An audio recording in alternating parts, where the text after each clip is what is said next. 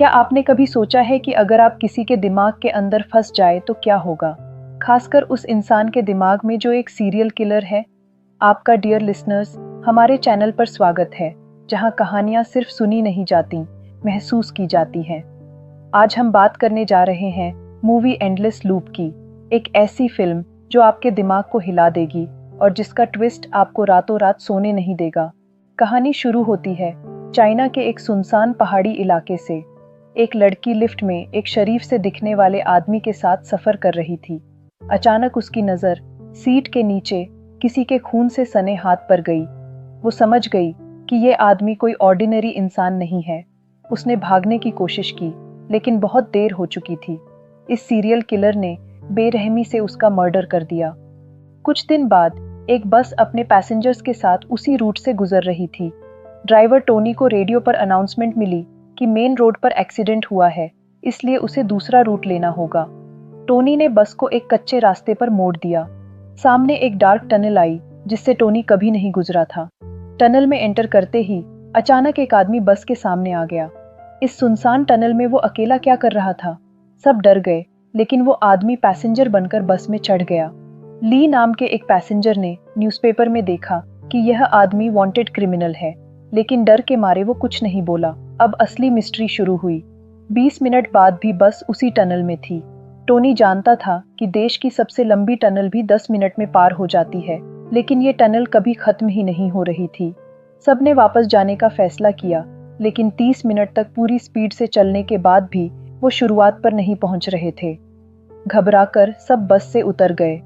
जिन नाम की एक लेडी को अपना फोन जमीन पर मिला, जो टनल के रास्ते पर गिरा था। अब क्लियर था कि ये कोई ऑर्डिनरी टनल नहीं है। यहाँ से बाहर निकलना आसान नहीं था। ली ने कहा कि उन्हें पैदल चलकर रास्ता खोजना चाहिए। अंधेरे में भटकने से बचने के लिए जिन ने अपनी वुल का आधा हिस्सा ली को दिया और आधा वैन नाम के दूसरे पैसेंजर को। वो अजनबी पैसेंजर चियन भी ली के साथ चलने लगा। कुछ देर बाद उन्हें दूर से दो लोग आते दिखे। सब डर गए, लेकिन वो ली और चियन ही थे। टनल बिल्कुल सीधी थी, फिर भी वो घूमकर वापस सेम जगह आ गए थे। अब वो कंप्लीटली ट्रैप्ड थे। बचे हुए खाने को सब में बांटा गया। 4 आदमी दोबारा रास्ता खोजने निकले, जबकि औरतें और बच्चे बस में रुक गए। जिन ने नोटिस किया कि सिर्फ 30 मिनट में बस पर धूल जम गई थी। इसका मतलब था कि इस जगह पर टाइम भी रियल वर्ल्ड के मुकाबले तेजी से बढ़ रहा था। बस में ली को टनल का एक मैप मिला, जो किसी ने वहां रखा था। फिर अचानक लाइट्स चली गईं और ली गायब हो गया। उसके फुटप्रिंट्स फॉलो करते हुए वो एक दीवार तक पहुंचे। दीवार तोड़कर वो एक अजीब कमरे में पहुंचे, जहां गुमशुदा लोगों की फोटोज थीं और पूरी जगह का इंजीनियरिंग डायग्राम था। डायग्राम के अनुसार यहाँ कुल 6 टनल्स थीं, जो आपस में कनेक्टेड थीं। चियन ने हिसाब लगाया कि बाहर निकलने के लिए उन्हें सभी 6 टनल्स को पार करना होगा। कमरे में उन्हें एक कैलेंडर भी मिला, जिस पर सिर्फ 15 जुलाई की डेट थी। वहां उन्हें टीवी स्क्रीन पर एक औरत दिखाई दी, जो एक छोटी गुफा में कैद थी। अब कैलेंडर के पीछे एक सीक्रेट डोर था, जो दूसरी टनल में खुलता था। दूसरी टनल में उन्हें अपनी बस मिली, लेकिन वो महीनों पुरानी लग रही थी। बस में नूडल्स मिले, लेकिन टोनी ने गन पॉइंट पर खाने पर कब्जा कर लिया।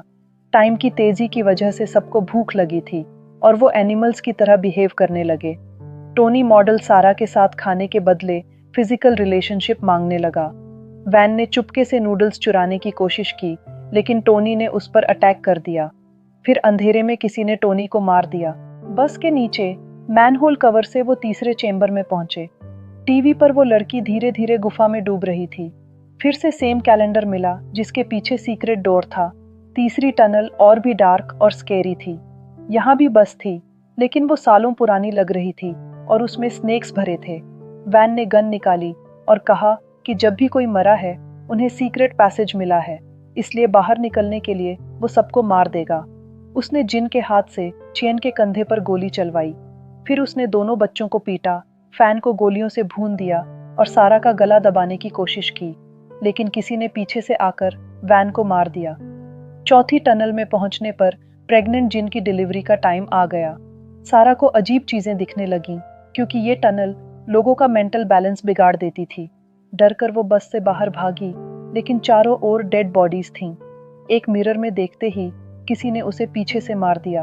खियन, जिन और पार्क आगे चले, लेकिन रास्ते में जिन का बेटा मर गया।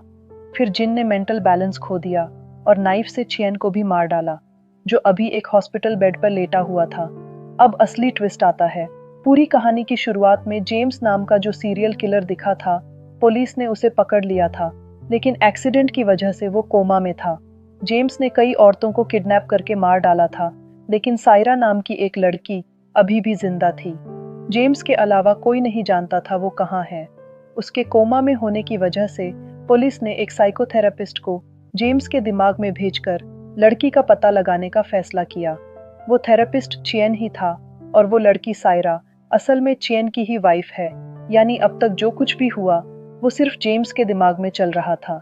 चियन को अब तक सिर्फ इतना पता चला था कि उसकी वाइफ किसी रिवर के आसपास कैद है।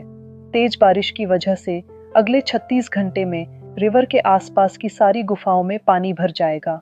15 जुलाई की डेट जेम्स के पेरेंट्स की डेथ की थी। उसकी मॉम का एक ड्राइवर के साथ अफेयर था, जिसका पता उसके डैड को चल गया था। उसकी मॉम ने अपने हस्बैंड को मारकर खुद भी सुसाइड कर लिया था। जेम्स खुद एक टनल इंजीनियर है, इसलिए जब वो कोमा में गया तो उसने अपने दिमाग में डेंजरस टनल्स बनानी शुरू कर दी, जो उसके दिमाग की तरह ही एक भूल भुलैया थी।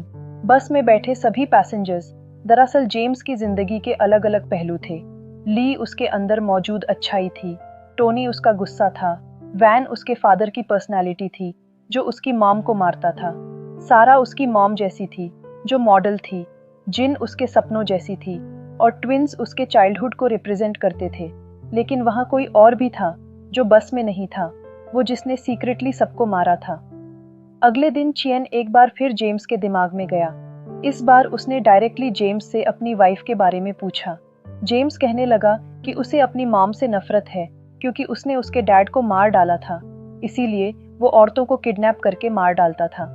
जेम्स चियन को अपने दिमाग के अलग अलग सेक्शंस में लेकर गया, जहां उसकी जिंदगी के कई फेजेस चल रहे थे। पार्क से बात करने की कोशिश की, लेकिन उसकी बहन फैन ने उसे सायरा का पता बताने से रोक दिया। एक सिनेमा में पहुंचकर आखिरकार चियन को टनल में मर्डर्स करने वाला असली आदमी मिला। वो चियन खुद ही था।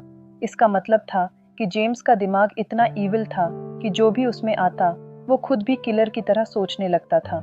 ईविल चियन ने बताया कि वो सायरा को बचाना नहीं चाहता, इसीलिए उसने एक एक करके टनल में सबको मार दिया था। वो रियल चियन को एक डार्क प्लेस पर ले गया, जहां उनका फाइनल कॉन्फ्रंटेशन होना था। जबरदस्त फाइट शुरू हुई, लेकिन जैसे ही रियल चियन जीतने वाला था, एक और ईविल चियन वहां आ गया। इसका मतलब था कि ईविल कभी नहीं मरेगा। बारिश तेज हो रही थी और पानी सेरा की नेक तक पहुंच चुका था। तभी रियल चियन के दिमाग में एक आइडिया आया। अगर वो अपनी जान दे दे तो उसके साथ साथ उसकी ईविल भी मर जाएगी।